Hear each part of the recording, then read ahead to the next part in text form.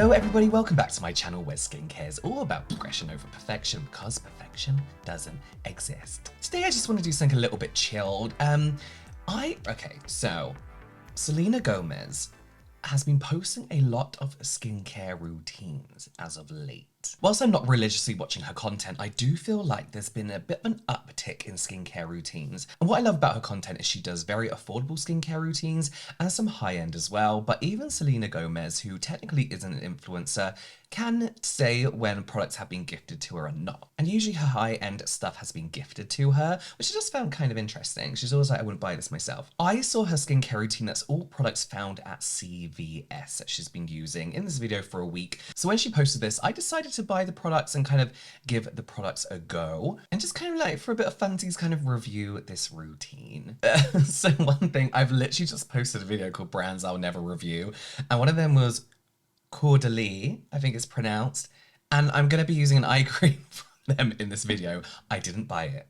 It wasn't gifted to me, but it came in like a box from a website that sells it, if that makes sense. And in all fairness, I did say in that video, some of these brands might pop up if I haven't bought them myself. So this is going to be a mix of first impressions, depending on the product, as well as reviews on products I've been using for a while. So the first product is this Urban Hydration Aloe Gel Facial Mask. Now, usually this is a product I would use and for a number of times before I really make a decision about it. However, in the video, it looks like Selena Gomez is using, full name to be respectful, is using this as a makeup remover. So this is £9. I'm not sure how much it is in dollars or at CVS, but still relatively affordable, with its main ingredients being aloe vera leaf extract, castor oil, glycerin, panthenol, which is nice, allantoin, and sodium hyaluronate. So it sounds a mix of soothing and hydrating. So I don't wear makeup, but I have put on a little bit of makeup here, terribly by the looks of it, can't even see it,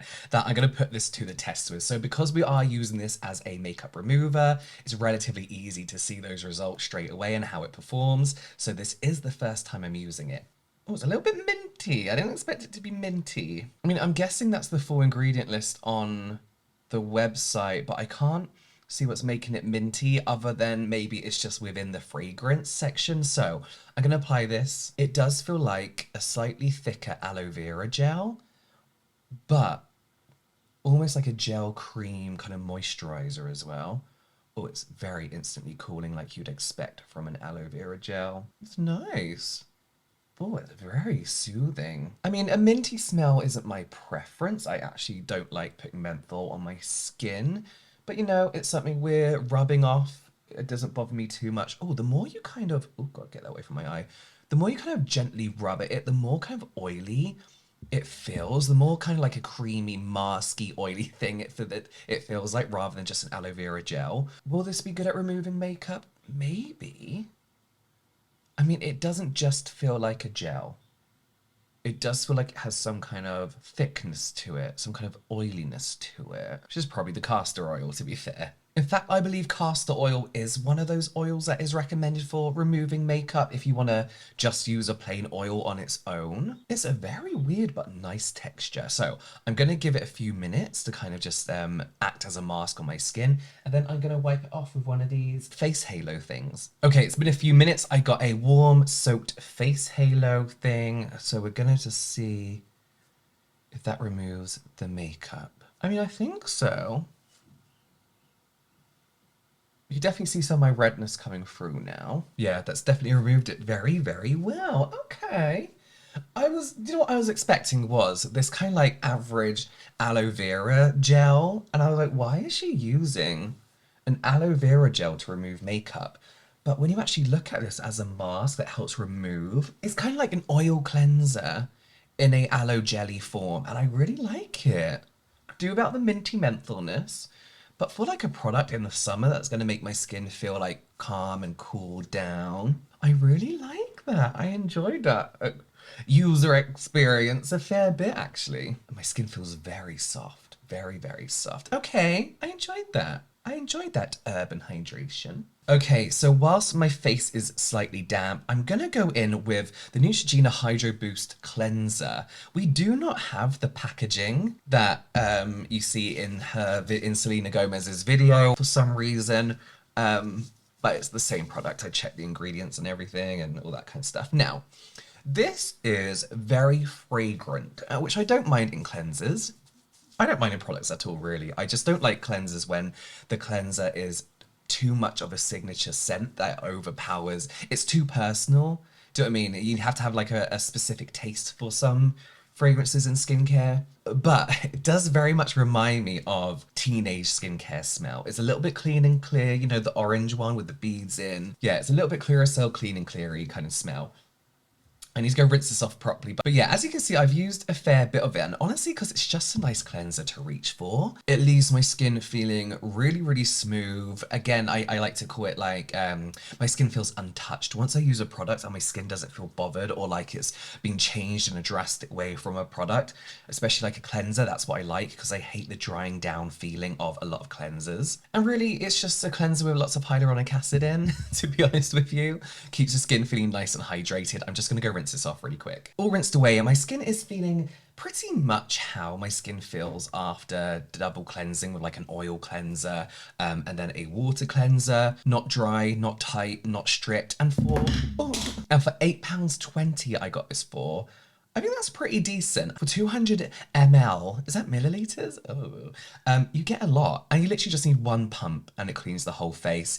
I think the Hydro Boost range is liked by derms and influencers alike for a reason because it's simple, it's affordable, it's going to do the job. Yes, the fragrance is a little bit reminiscent of a past time, but it's not the biggest issue in the world. For £8.20, I can look past a little bit of fragrance that barely lingers. The next step is this Perfecting Toner from Vichy. I get asked about French pharmacy brands a lot, and to be honest with you, they don't bore me, but because I grew up around these, don't mean like they're in Boots, they're in Superdrug, like these were the skincare products that we only had accessible to us like way back when, before like the birth of the internet and before like cosmetics became really popular. That's a weird statement. Before I became more interested in cosmetics, you know, everything is kind of a little bit more interesting to me than what I can find in the drugstore down the road. It's still amazing brands though, and I really should discover a lot more. Oh, Purita Thermal.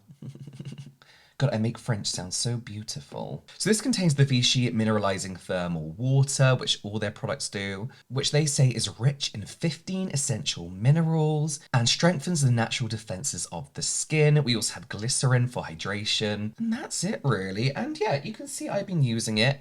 I'm just actually going to use this on my hand. I think Selena kind of uses it to wipe away, Selena, just uses it to kind of like wipe away stuff. But for me, it's just adding that hydration back into the skin after a very good double cleanse, I must say. This is very lightly fragranced. Again, it's nothing that bothers me or hangs around. This is the kind of thing that I would rather in a spray bottle, because for me it's essentially just a hydrating watery product that I can like mist over my face and be absolutely fine. But again, really nice. Does the job it has to do. This was a little bit more expensive at £13.50, which is fine, but you can get more affordable toners that I feel like are better and are kind of a bit more packed with benefits, leaning more into that essence kind of side of it. For example, Bioma do a really nice one. I'll do some alternatives, including this one because this one's nice, but I'll do some alternatives in the YouTube product thing. By the way, they're not affiliate links, they're not anything, it's just meant to be an easier way to kind of find product links rather than being all links in my description. So yeah, I'll leave products in there and ones that I couldn't find through the YouTube shop up in the description. Absolutely fine, very nice. I've been using it mainly because it's been in reach and I've had to, but I'm not mad at it. I think it's decent. Next up, a product from a brand I said I wouldn't review, and that is the Caudalie Resveratrol Lift Firming Eye Gel Cream. Listen, I'm only doing this because it's in this video. This was in a box of many different things. I didn't buy this, I didn't pay for this. This is the only product actually in this whole routine that I didn't buy myself. This bottle is £37. So not everything in drug stores is affordable. I know that now. I was in Boots like the other day and they have like everything now. They have like Kylie Skin, they have Dr. Jar, which is all great, but you know, usually you go to the drugstore and drugstore is synonymous with like the word affordable usually. But yeah, not in this case. So Caudalie say powered by peptides, quinoa extract, and an all-new patent, this Resveratrol Lift Firming Eye Gel Cream is designed to smooth the appearance of wrinkles, ease puffiness, and diminish dark circles as it encourages a lifted effect for your eyelids. Oh, this is a partnership between Caudalie and the ultra-prestigious Harvard Medical School. This age-defying concoction harnesses a patented blend of their cult classic resveratrol complex alongside vegan collagen booster and natural hyaluronic acid. Listen, I'm going to be honest with you. The three eye creams I've been using recently, one still unnamed. Second is the Dew Skin Oracle eye cream, and then the Jordan Samuel Skin eye gel. They are the perfect concoction of morning and evening. I don't really need anything from this right now, so I can't tell you through all the time that I've been using it if I've seen a difference. What I will say, with all credit to Caudalie, I've been saying it wrong this whole time. I think it's Caudalie. Is this feels very, very nice under the eyes. I will be honest. It feels slightly firming. You have like this instant kind of like light tightening effect to it, which I'm not sure what they've done on purpose or it's just the way it dries down. But all I can really say is it feels nice and hydrating. It nicely moisturizes the corner of my eyes here, like my nose bridge bit, where I get very dry. But other than that, I cannot really give it any credit for anything else just yet because I don't need to see signs of anything else, if that makes sense. Like I haven't got dark circles, I don't have fine lines, I don't have puffiness, so I can't tell you if this is doing anything. Collaboration with Harvard Medical School sounds cool though. So on the Caudalie website they say resveratrol, I can't say that, resveratrol is their active anti-aging ingredient derived from vine shoots that corrects wrinkles and firms the skin. Let me see if I could work out what these vine shoots are. I do wish brands would stop kind of like trademarking a group of ingredients and calling it something else, you know? Oh, it's literally palmitoy grapevine shoot extract. It's purely used by Caudalie, known for fading brown spots. It's an antioxidant. Okay, interesting. I don't know. As I said, I can't really give any credit to this eye cream. I've been using it maybe for like 3 weeks. It's not that long. But you know, it's nice. It's a nice hydrating eye cream, but there are much more affordable alternatives. Can't say anything good about it. Can't say anything bad about it, but I would lean more to the side that this is a little bit overpriced for what it is. I don't know. Let me know if you've been using this for longer than 3 weeks and if it's your go-to eye cream and if it's really made a difference for you. What I can say, nicely hydrating, nicely moisturizing. My eyes do feel tight and depuffed. It's nice. It's fine. So next up is the Neutrogena Bright Boost Illuminating Serum. I couldn't find it in the serum dropper bottle that Selena Gomez has, but I'm pretty sure this is the same thing. So the Neutrogena website says, get glowing skin with minimized hyperpigmentation and unified skin tone faster than ever before. Neutrogena Bright Boost Serum uses the power of neoglucosamine, copyrighted, active ingredient in the highest concentration out of the entire Bright Boost line to ensure an effective acceleration of the skin renewal process. They say it's great for dark spots and redness, reduces the visibility of imperfections because it gives you this instant kind of glowing skin, which means it's going to have some kind of mica in it, I presume? Yeah, it has mica in it and a colorant as well. So the antioxidant is tetrahydrodiphenylamethane. Perfectly pronounced. And this is derived from turmeric, which we know for its skin brightening, evening of tone, and antioxidant properties. Acetylglucosamine